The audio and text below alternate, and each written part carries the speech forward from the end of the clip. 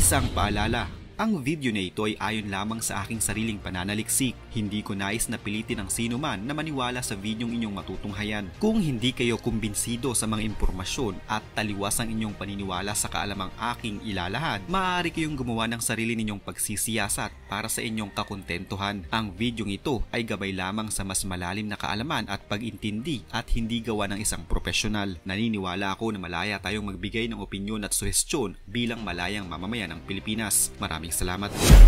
Para sa mga maraming tagahanga ng ilang bituin sa show business, malamang ay natatandaan pa din nila ang Star Olympics na kung saan napapanood nila ang kanilang mga hinahangaang artista na wala sa harap ng kamera at hindi umaarte kundi nasa mga court at stadium para ipakita naman ang kanilang husay sa pampalakasan. Bilang ang mga artista na maituturing ng mga public figures at influencers mula pa man noon, dapat ay ipakita nila kung ano ang totoong kahulugan ng sportsmanship at kung paano maglaro sa ngalan ng saya at enjoyment. Subalit ang taunang paligsahan na ito ng mga artista noon ay tila nag-iba taong 1991. Hulyo 8 ng taon na iyon, binasag ang masaya at exciting na palaro ng away sa pagitan ng matinee idol noon, ang nag-iisang tall, dark and handsome na si Richard Gomez at ng action superstar na si Robin Padilla. Ano nga bang naging punot dulo ng pananapak ni Robin kay Richard na nakunan pa ng live sa telebisyon?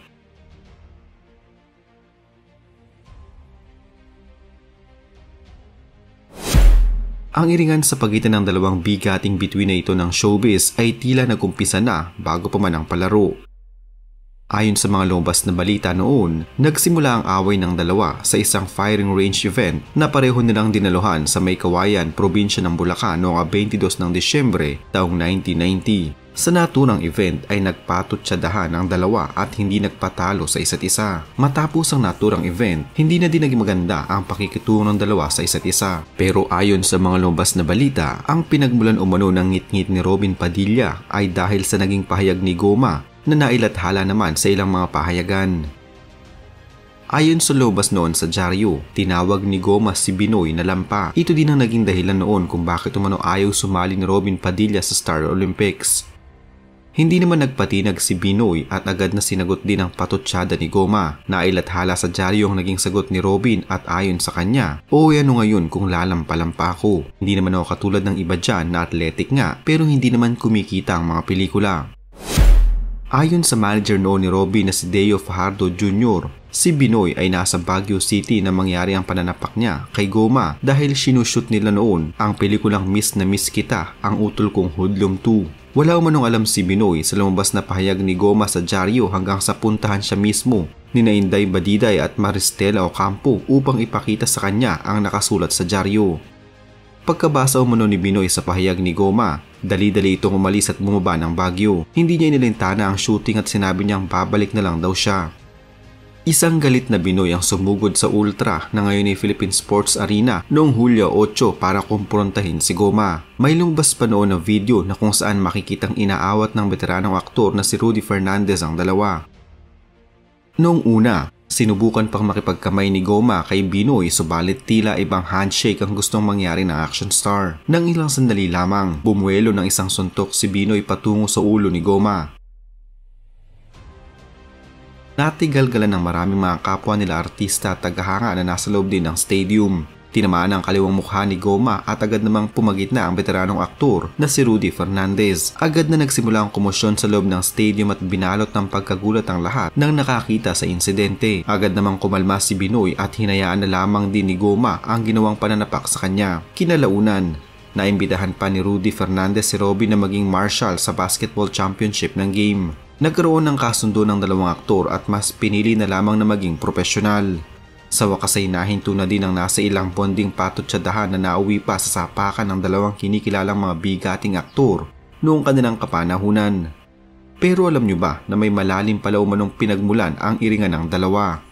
Sina Goma at Binoy ay kapwa mga sikat na aktor noong dekada 90. Bagamat isang dramatic actor si Richard Gomez, madalas ay napapasabak din siya sa mga action movies. Si Goma ay abala din noon bilang isang atleta pagdating sa rowing, fencing at biking. Habang si Binoy na binansagang bad boy ng Philippine cinema ay mas nakilala sa kanyang mga role na arogante, matapang at siga sa kanyang mga pelikula at palabas, ay tila isinabuhay niya ito at hindi na nakapagtimpi. Pero ang ugat pala umano ng iringan ng dalawa ay hindi na lamang tungkol sa pasikatan nila bilang mga artista, kundi may mas malalim pa itong pinagmulan.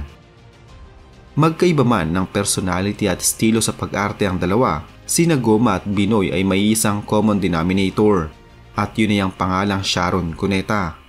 Noong taong 1991, inamin ni Binoy na nililigawan niya ang nag-iisang megastar ng Philippine showbiz na si Sharon Cuneta. Naging usap-usapan noon ang namamagitan sa dalawa at tila mas lalo pang namulaklak ang kanilang relasyon sa pagpapalabas ng kanilang blockbuster movie na Maging Sino Ka Man noong Pebrero taong 1991. Subalit nahinto ang mabilis lamang na relasyon ng dalawa nang madiskubre ni Sharon Cuneta na may iba na palang babae si Robin at ang mas malala pa ay kasalukuyan nitong ipinagbubuntis ang anak nila ni Robin Padilla. Noong mga panahon na iyon, nagkataon din na nakaka-break pa lamang ni Richard at Sharon Cuneta bilang magkasintahan. Nagka-develop pa naman ang dalawa noong ginawa nilang pinagbidahan nilang pelikula na Wala Ka Na taong 1989. Malaking dahilan umano ng iringan ng dalawang aktor ay dahil sa naging relasyon at feelings nila para kay Sharon Cuneta.